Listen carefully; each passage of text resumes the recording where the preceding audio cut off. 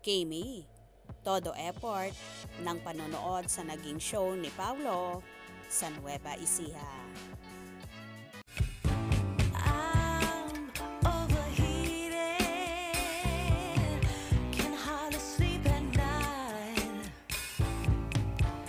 doing crazy dreaming, you're the reason why, hiding by the baby.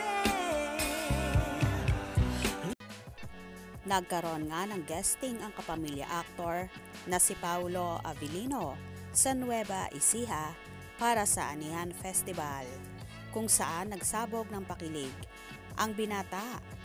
Dinumbog nga ng ating mga kababayan ang aktor at syok na syok sa kagwapuhan ni Paulo. Habang nagpe-perform si Paulo kung saan kumakanta, ay nahuli naman ang napapabalitang kasintahan niya na si Kim Chiu na nanonood sa live ng naturang programa.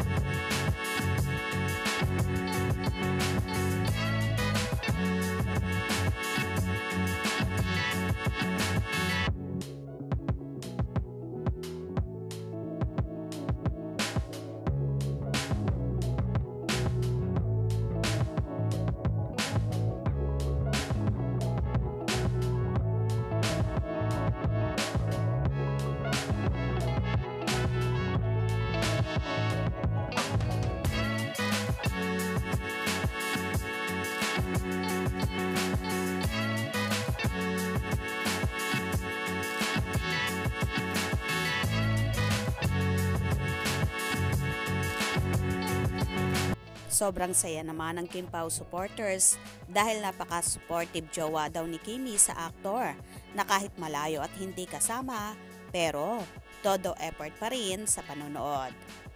Kaya naman mapapasana all ka na lang talaga kapag ganito ang jowa mo.